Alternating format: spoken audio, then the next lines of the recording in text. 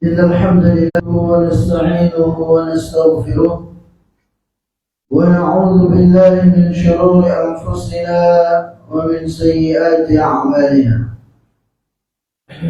من يهده الله فلا مضل له ومن يضلل فلا هادي له، وأشهد أن لا إله إلا الله وحده لا شريك له، وأشهد أن نبينا محمدا عبده ورسوله. يا أيها الذين آمنوا اتقوا الله حق تقاته ولا تموتن إلا وأنتم مسلمون. يا أيها الناس اتقوا ربكم الذي خلقكم من نفس واحدة وخلق منها زوجها وبث منهما رجالا كثيرا ونساء، واتقوا الله الذي تساءلون به والأرحام إن الله كان عليكم رقيبا. يا أيها الذين آمنوا اتقوا الله وقولوا قولا سديدا يصلح لكم أعمالكم ويغفر لكم ذنوبكم، ومن يطع الله ورسوله فقد فاز فوزا عظيما. رب اشرح لي صدري ويسر لي أمري واحلل عقدة من لساني يفقهوا قولي. اللهم انفعنا بما علمتنا وعلمنا ما ينفعنا وزدنا علما. Para jemaah yang mudah-mudahan dimuliakan dan dirahmati oleh Allah Azza wa Jalla, puji dan syukur senantiasa kita panjatkan kepada Allah Subhanahu wa Ta'ala atas segala limpahan nikmat dan karunia yang telah Allah Subhanahu wa Ta'ala berikan kepada kita semua, terkhusus nikmat iman dan Islam yang merupakan dua nikmat terbesar yang Allah Subhanahu wa Ta'ala berikan kepada hamba-hambanya. Begitu pula kita bersyukur kepada Allah Subhanahu wa Ta'ala atas nikmat kesehatan dan kesempatan yang juga alhamdulillah sampai saat ini Allah Subhanahu wa Ta'ala masih karuniakan kepada kita semua.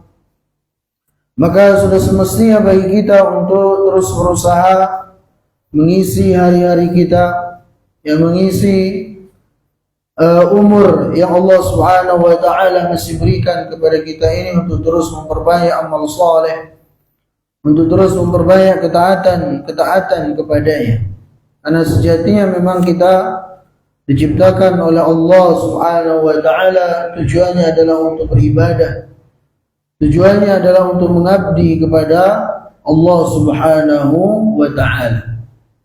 Ya, sebagaimana firman Allah Azza wa Jalla dalam wa ma khalaqtul jinna, kita di dunia ini tujuannya adalah untuk beribadah kepada Allah. Tujuannya adalah untuk mengabdi kepada Allah Subhanahu wa Ta'ala. Maka jangan sampai tujuan ini kita lupakan. Ya, karena sebagian orang kadang lupa dengan apa tujuannya dia diciptakan oleh Allah Subhanahu wa Ta'ala. Sehingga apa yang terjadi? Ya, di dunia ini ya hari-harinya dia isi hanya untuk mencari kebutuhan dunianya saja. Sehingga apa? Saking sibuknya dengan dunianya, saking sibuknya mencari rezeki, sehingga dia pun lupa terhadap sang pemberi rezeki, itu Allah Jalla Jalaluhu. Padahal sejatinya ya sesibuk apapun seseorang dalam mencari dunianya, ketika dia luangkan waktunya untuk Allah Subhanahu wa Ta'ala, maka itulah yang akan mendatangkan keberkahan demi keberkahan kepada dirinya. Ya. Sebaliknya ketika seseorang hari-harinya hanya untuk dunianya, kemudian lupa dengan akhiratnya, maka di sanalah keberkahan itu akan hilang dari dirinya, dari hartanya, bahkan dari keluarganya. Maka orang yang berakal tentunya ya akan berusaha untuk selalu mengedepankan akhiratnya daripada dunia. Karena dia tahu bahwasanya akhirat itu abadi, tidak ada ujungnya, sedangkan dunia ini sementara. Ya, sedangkan dunia ini setumat saja. Allah Subhanahu wa taala berfirman dalam Al-Qur'an, "Wa mal hayatud dunya illa mata'ul ghurur." Sesungguhnya tiada lain kehidupan dunia ini melainkan hanya senda gurau belaka. Rasulullah sallallahu alaihi wasallam juga bersabda, "Kun fid dunya ka'annaka gharibun aw 'abiru sabilin." Jadilah Anda di dunia ini seperti orang yang asing atau seperti orang yang sedang berada dalam perjalanan safar. Ya, kita kalau menganggap diri kita asing, maka kita tidak akan terlalu rakus tamak terhadap dunia ini kalau menganggap diri kita asing. Ya, ibarat orang yang misalnya sedang merantau ya ke Malaysia misalnya. Ya, biasanya kan tinggalnya di dalam sawit itu, apalagi kalau yang ilegal. Ya, ulun punya abang ipar itu tinggalnya seadanya saja dalam sawit. Nah, karena merasa diri orang asing, apa yang dilakukan di sana? Ya tidak akan bermegah-megahan dalam membangun di sana. Karena merasa diri asing. Ya, justru yang dia pikirkan adalah bagaimana membangun di kampung halamannya, yaitu di Lombok sana. Kalau di Malaysia tempatnya tinggal karena merasa dirinya asing, ya seadanya saja nggak apa-apa gitu. Tapi di kampung halaman yang asli tanah kelahirannya, dia berusaha di sana bangun rumah dan seterusnya. Ini gambaran kita. Ya, makanya Nabi SAW bersabda, jadilah Anda di dunia seperti orang asing. Sehingga kita nyadar diri, tahu diri bahwasanya kita setumat saja di dunia ini. Ya, negeri kita yang hakiki, kampung kita yang sebenarnya adalah akhirat.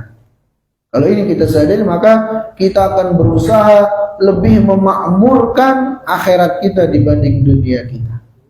Kita akan berusaha lebih bersemangat untuk membangun rumah di akhirat daripada rumah di dunia ini. Cuman seringkali kita lupa dalam hal ini. Maka oleh karena itu, para jamaah yang ulun muliakan, mari kita terus berusaha mengisi hari-hari kita dengan berusaha berbekal sebanyak-banyaknya untuk kampung halaman kita yang hakiki, yaitu akhirat. Sebagaimana perintah Allah Subhanahu wa taala kepada kita, wa tazawwadu fa inna khairaz zadi taqwa. Yang artinya, dan berbekallah kalian, karena sesungguhnya sebaik-baik bekal itu adalah ketakwaan kepada Allah Jalla Jalaluhu. Nah, para jamaah yang bermuliakan, pada kesempatan ini kita akan lanjutkan pembahasan kita dari Kitabul Adab. Kita akan masuk bab yang ke-18. Itu bab adabil jiwar. Ya, bab adab dalam bertetangga. Adab-adab dalam bertetangga.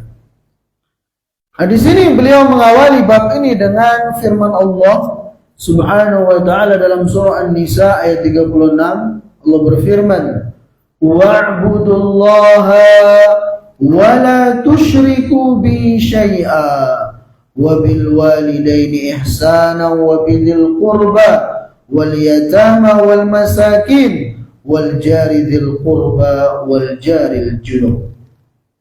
Yang artinya Allah Subhanahu wa ta'ala berfirman, dan sembahlah Allah Subhanahu wa ta'ala, dan jangan kalian menyekutukannya sedikit pun, dan berbaktilah kalian dan berbuat baiklah kalian kepada kedua orang tua kalian. Wa bidzil qurba, begitu pula berbuat baiklah kalian kepada kerabat kalian. Wal yatama, kepada anak-anak yatim. Wal masakin, kepada orang-orang miskin. Wal jari dzil qurba wal jaril junub. Ini yang menjadi poin pembahasan kita. Begitu pula Allah berfirman, bersikap baiklah kalian, berbuat baiklah kalian kepada tetangga kalian yang ada hubungan kekerabatan dengan kalian, ataupun tetangga yang tidak ada hubungan kekerabatan dengan kalian. Jadi langsung Allah Subhanahu wa taala yang memerintahkan kepada kita untuk bersikap baik, untuk berbuat baik kepada tetangga kita. Nah, para jamaah yang Allah muliakan,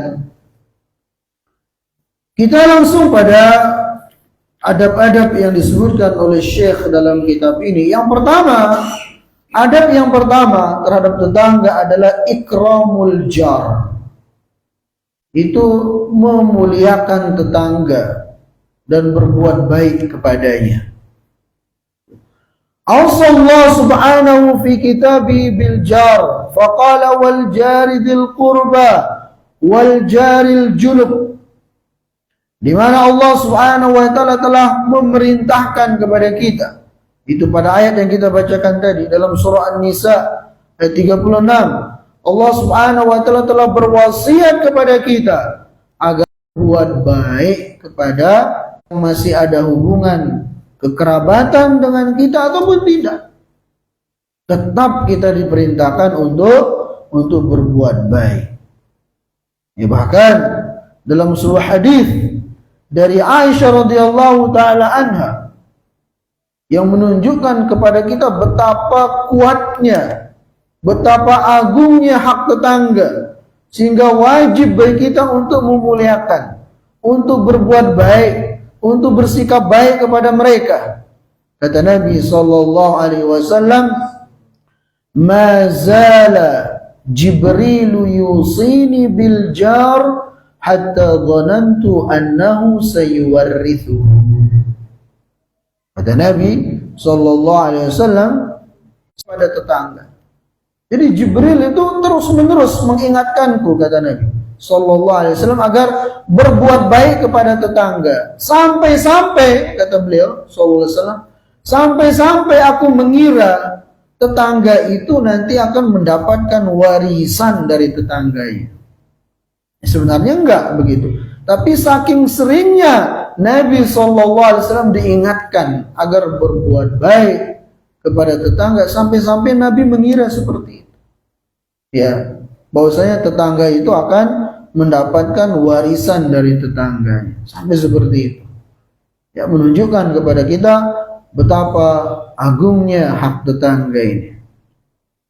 Kemudian berkata Al-Hafidh, beliau mengatakan, wa yahsulu imtithalul wasiyah bil jar bi isali durubil ihsan ilaihi bihasabi taqah. Bagaimana cara kita berbuat baik kepada tetangga? Maka caranya adalah dengan berusaha, ya, bersikap baik, memberikan kebaikan-kebaikan kepada tetangga sesuai dengan kemampuan kita. Kal hadiyah, ya, seperti memberi hadiah, ya, memberikan sesuatu kepada tetangga, ya. Kemudian juga wassalam, mengucapkan salam kepada tetangga. Jadi kalau berdapatan, kalau berjumpa, salam. Ya, jangan buang muka, jangan cuek sama tetangganya. Ya. Kadang kita orang jauh, masya Allah, kita salami kalau ketemu. Giliran tetangga dicuekin. Padahal gara-gara masalah sepele kadang gara-gara anaknya ya tengkar, ya. Padahal anaknya paling 5 menit, 10 menit setelah itu sudah baikan. Ya, kadang orang tuanya terus saling cuekin sampai berhari-hari, saling nggak tegur dan semacamnya. Ya, nggak semestinya seperti itu. Jadi, ya, wassalam, mengucapkan salam kepada tetangga. Wa itlaqul wajh inda liqa'i, itu berusaha untuk bermuka, ya, apa namanya, berseri-seri atau bermuka, apa namanya, baik di hadapan tetangga kita, begitu. Jangan malah ketemu tetangga wajahnya masem, manyun dan semacamnya. Ya. Wa tafaqqudu halihi, begitu pula menanyakan kabarnya. Ya. Wa muawanatuhu fima yahtaju ilaihi ila ghairi dzalik. Begitu pula dengan cara kita menolongnya kalau memang dia butuhkan pertolongan kita. Nah, ini Cara-cara kita bersikap baik kepada tetangga. Butuh bantuan kita tolong kalau memang kita mampu untuk menolong. Kemudian wa kaffu asbabil adza anhu. Begitu pula kita jaga diri kita jangan sampai mengganggu tetangga kita dengan segala bentuk gangguan-gangguan. Ya, jangan sampai kita mengganggu tetangga. Nah, kemudian para jamaah yang mudah-mudahan dimuliakan dan dirahmati oleh Allah Subhanahu wa taala. Di sini beliau menyebutkan ya sabda Nabi sallallahu alaihi wasallam dari Abdullah bin Amr bahwasanya Rasulullah sallallahu alaihi wasallam bersabda, khairul ashabi indallah khairuhum li sahibihi. Ya, sebaik-baik sahabat di sisi Allah adalah orang yang terbaik kepada sahabatnya. Wa khairul jiran indallah khairuhum li jari. Dan sebaik-baik tetangga di sisi Allah Subhanahu wa taala adalah mereka yang paling baik kepada tetangganya. Jadi ini menunjukkan kepada kita ya, di antara yang menunjukkan ukuran baiknya seseorang itu adalah dilihat dari bagaimana sikapnya kepada tetangganya. Ya, karena orang yang paling berhak untuk kita berbuat baik kepadanya, ya setelah keluarga kita adalah tetangga kita. Ya jangan sampai kepada orang jauh, masya Allah, ya selalu berbuat baik kalau ketemu, masya Allah, giliran sama tetangganya ya malah buang muka, ya tidak mau tegur sapa, salah seperti itu. Ya. Kenapa? Pagarnya tinggi. Pagarnya tinggi lah. Nah, kemudian kata beliau di sini, ismul jar yashmalul muslim wal kafir wal abid wal fasik wal sadiq wal adu wal gharib wal baladi wal nafi wal dar. Jadi tetangga itu mencakup ya baik dia seorang muslim, dia seorang kafir, ya dia seorang yang masih ada hubungan kekerabatan dengan kita ataupun tidak ada hubungan kekerabatan, itu tetap kita diperintahkan untuk berbuat baik kepadanya. Ya walaupun nanti ada tingkatan-tingkatannya. Ya, tentunya kalau tetangga kita itu masih ada hubungan kekerabatan dengan kita dan dia seorang muslim, ada 3 hak yang harus kita tunaikan. Pertama, haknya sebagai kerabat kita. Kedua, haknya sebagai seorang muslim. Ketiga, haknya sebagai tetangga yang harus kita berbuat baik. Kalau dia bukan kerabat kita dan dia seorang muslim, tetangga kita itu ada 2 hak yang harus kita tunaikan. Haknya sebagai seorang muslim yang harus kita berbuat baik. Kemudian haknya sebagai tetangga. Kemudian kalau dia seorang non-muslim dan dia tetangga kita, maka tetap kita diperintahkan berbuat baik. Karena haknya sebagai tetangga yang Allah Subhanahu wa taala langsung wasiatkan, perintahkan kepada kita untuk berbuat baik kepadanya. Ya. Jadi jangan dikira oh kalau tetangga muslim saja kita diperintahkan berbuat baik. Enggak. Hatta kepada yang non-muslim sekalipun. Bahkan kalau seandainya dia menyakiti kita sekalipun, kita berusaha berbuat baik. Itu yang Allah Subhanahu wa taala dan Rasulnya ajarkan kepada kita. Ya. Jadi hatta non-muslim sekalipun.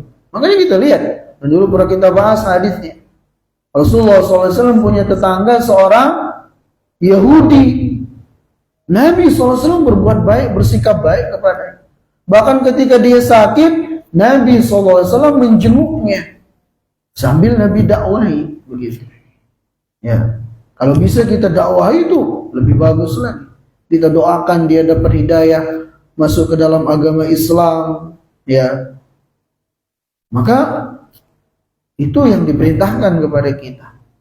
Ya, ada sebuah kisah disebutkan oleh sebagian para ulama Ya walaupun mungkin bisa dicek kembali kesahihannya. Disebutkan Al-Imam Hasan Al-Basri, beliau seorang ulama besar di zamannya. Ya, kalau kada salah beliau tabi'in. Al-Imam Hasan Al-Basri, beliau itu tinggal di rumah susun. Ya. Nah, kebetulan di atas beliau itu tinggal seorang non-muslim. Ya. Nah, di orang non-muslim yang tinggal di atas itu, tanpa sepengetahuannya dia, WC-nya itu bocor sehingga menetes ke kamarnya Hasan Al-Basri, dan air kotor, air najis. Tapi Hasan Al-Basri diam saja. Ya, tiap hari ditaruh ember tempat netesnya itu, nanti kalau sudah penuh malam-malam beliau keluar buang, taruh lagi. Ya, beliau sabar, tidak mau menegur langsung, takut tersinggung gitu. Sampai disebutkan dalam kitab Al-Imtah itu, disebutkan sampai puluhan tahun, sampai disebutkan 20 tahun. Ketika itu Imam Hasan Al-Basri jatuh sakit. Tetangganya itu turun menjenguknya. Dilihat kok ada yang bocor tepat dari WC-nya itu. Maka ditanya oleh orang non-muslim yang tetangganya di atas, ini sudah berapa lama seperti ini wahai Hasan Al-Basri? Kata dia sudah hampir 20 tahun. Langsung kaget deh. Ya, seketika disebutkan dalam kitab itu ikat pinggangnya dipotong, langsung dia masuk ke dalam agama Islam. Nah, seperti ini ya, bagaimana para salaf mengajarkan kita untuk bersikap baik, berbuat baik, menampakkan akhlak seorang muslim, sehingga orang itu tertarik begitu untuk ya menerima Islam sebagai agamanya. Jadi kembali ya, para jamaah yang ulun muliakan, perintah berbuat baik kepada tetangga itu tidak hanya bagi kerabat saja, tetangga yang dia tetangga kita, atau kepada tetangga yang muslim saja, bahkan kepada tetangga yang kafir, yang non muslim sekalipun kita dianjurkan berbuat baik. Ya, selama dia tidak mengusir kita, selama dia tidak memerangi kita. Sebagaimana yang Allah tegaskan dalam Al-Quran, la yanhakumullah 'anil ladzina lam yuqatilukum fid din wa lam yukhrijukum min diyarikum an tabarruhum wa tuqsitu ilaihim innallaha yuhibbul muqsitin. Allah tidak melarang kalian agar kalian itu berbuat baik kepada orang-orang kafir selama mereka tidak memerangi kalian dan mengusir kalian dari kampung halaman kalian. Dan bersikap adillah kalian kepada mereka, karena Allah itu mencintai orang-orang yang bersikap adil. Ini yang kitab kita, Al-Quran kita itu ajarkan kepada kita. Nah, kemudian selanjutnya, yang kedua, al-jarul adna wa huququhu, tetangga yang terdekat dan hak-haknya. Al-jarul adna al-mulasik lahu minal huquq ma laysa lil jaril ba'id. Jadi tetangga yang lebih dekat kepada rumah kita itu lebih besar haknya daripada yang posisi rumahnya lebih jauh. Wa yu'khadhu hadzal hukm min su'ali Aisyah radhiyallahu anha. Dan ini diambil hukumnya dari pertanyaan Aisyah radhiyallahu taala anha kepada Rasulullah sallallahu alaihi wasallam, di mana beliau Aisyah mengatakan, "Ya Rasulullah, inna li jaratain fa ila ayyihima uhdi." Kata Aisyah radhiyallahu taala, "Wahai Rasulullah sallallahu alaihi wasallam, aku ini punya dua tetangga dan aku ingin memberi hadiah. Cuman mungkin hadiah beliau itu pas-pasan untuk satu orang. Nah, siapa yang aku utamakan untuk kasih hadiah itu?" Wahai Rasulullah sallallahu alaihi wasallam, maka Nabi sallallahu alaihi wasallam bersabda, ila aqrabihima minki baban. Hendaknya engkau memberikan hadiah kepada tetanggamu yang lebih dekat pintunya dari pintumu. Jadi itu ukuran terdekat. Ya, walaupun rumahnya dekat tapi posisinya membelakangi kita, pintunya entah di mana, berarti ya agak jauh hitungannya.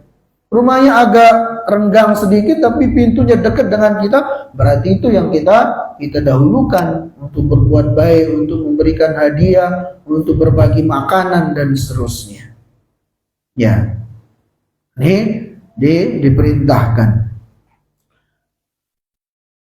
Kemudian selanjutnya, falamma amara Rasul sallallahu alaihi wasallam bi takhsisil hadiah lil jari al qarib dun al ba'id, ulima anna haqqahu muqaddamun ala haqqil ba'id.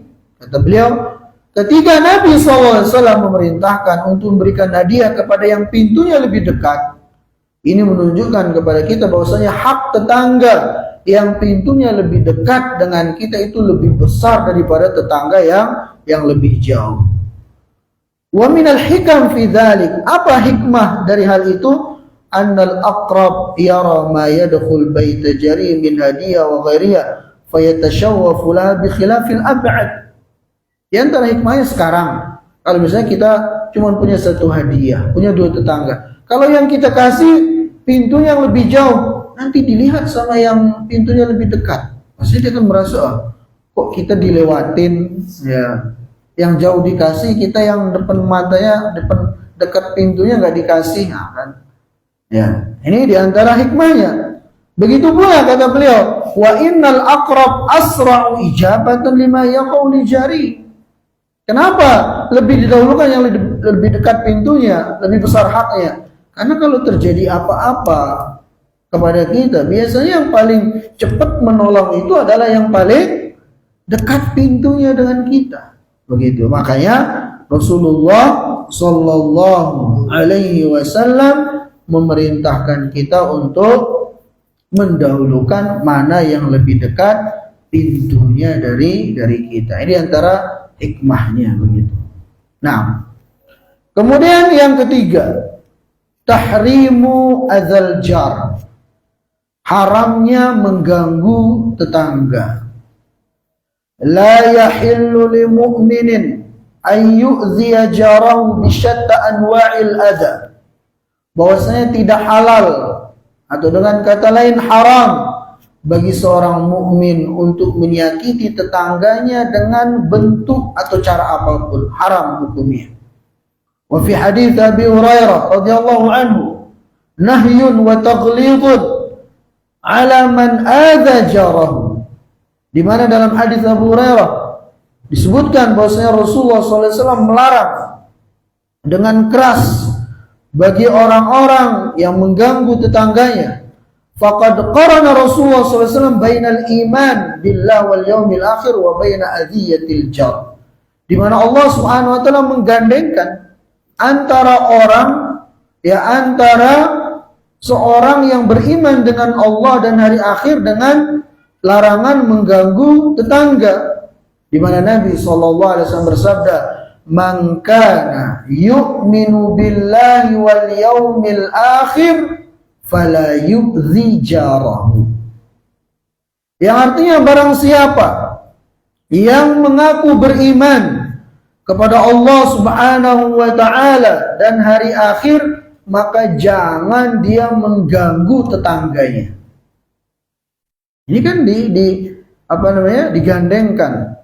Ini kalau Anda ngaku, kalau kita ngaku beriman kepada Allah, kalau kita ngaku beriman kepada hari kiamat, yaumul akhir, maka jangan pernah kita mengganggu tetangga kita.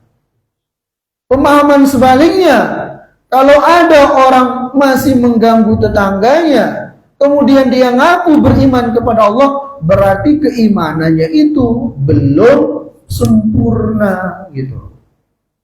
Ya, keimanannya itu belum sempurna. Ini salah satu cara kita mengukur keimanan. Jadi, maka ini menunjukkan kepada kita para jamaah yang Allah muliakan tentang agungnya hak tetangga itu. Sampai-sampai Nabi kaitkan dengan iman kepada Allah dan iman kepada hari akhir, hari kiamat. Ya, begitu pula dalam hadis yang lain lebih tegas lagi. Nabi SAW bersabda, "Wallahi la yu'min, wallahi la yu'min, wallahi la yu'min." Ya, kata Nabi SAW, demi Allah tidak beriman, demi Allah tidak beriman, Demi Allah tidak beriman 3 kali. Qila man ya Rasulullah. Para sahabat ya penasaran, siapa ya Rasulullah? Ya, yang Anda katakan tidak beriman. Qala alladzi la ya'manu jaruhu bawa'iqahu. Itu seseorang yang tetangganya tidak aman dari gangguannya. Ya. Jadi demi Allah tidak beriman. Jar Nabi SAW 3 kali, seseorang yang tetangganya tidak aman dari gangguannya. Berarti apa? Berarti dia sering ganggu tetangganya. Yang Nabi katakan 3 kali demi Allah dia tidak beriman. Maksudnya tidak beriman dengan keimanan yang sempurna. Dan itu tentunya tidak mau dikatakan oleh Nabi SAW tidak beriman. Makanya bersikap baiklah kepada tetangga, jangan ganggu tetangga. Dalam hadis yang lain lagi dari Abu Hurairah radhiyallahu taala anhu, beliau menyebutkan bahwasanya Rasulullah sallallahu alaihi wasallam bersabda, "La yadkhulul jannata man la ya'manu jaruhu bawa'iqahu." Kata Nabi sallallahu alaihi wasallam bahwasanya tidak akan masuk surga seseorang yang tetangganya tidak aman dari gangguannya. Ya.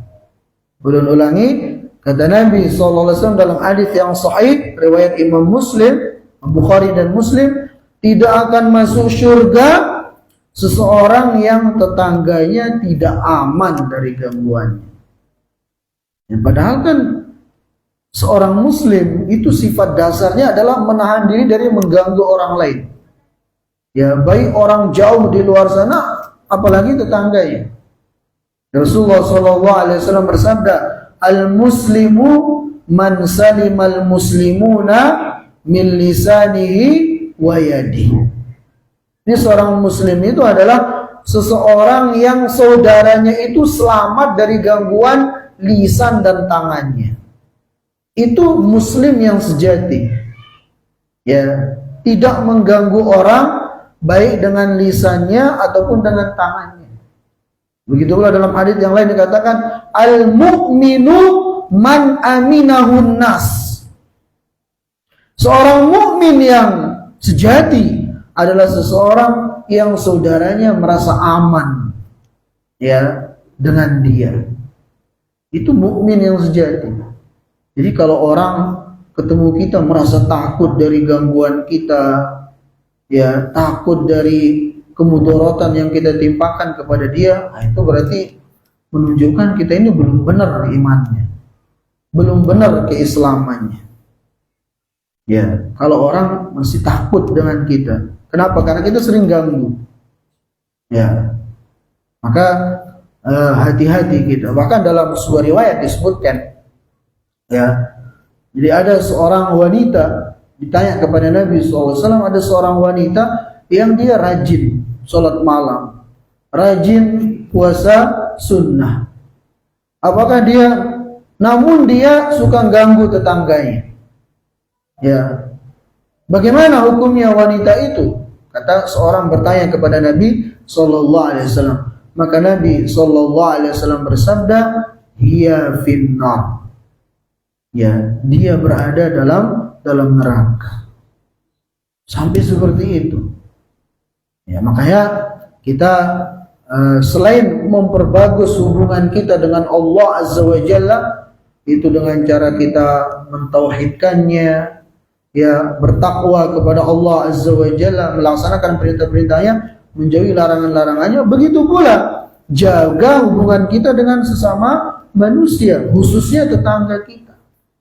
Ya, kalau hubungan dengan Allah saja yang baik, dengan tetangga buruk, itu juga akan menjadikan kita terancam api neraka. Begitu pula sebaliknya. Ya, cuman baik kepada manusia tapi kepada Allah buruk, ya lebih parah lagi. Jadi dua-duanya harus kita perbaiki, kita benahi begitu, supaya kita bisa mendapat keselamatan di dunia, terlebih lagi nanti di akhirat. Nah, mungkin ini yang ulun bisa sampaikan.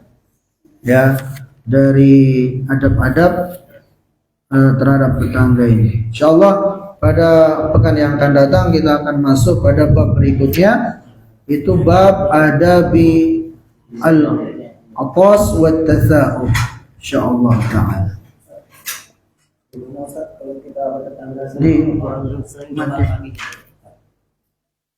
Kenapa Pak? Kalau kita bertetangga sama orang yang menjual barang haram gitu. Tapi orang muslim ngasih kita makanan gitu ya. Gimana hukumnya itu? Gimana kalau kita bertetangga dengan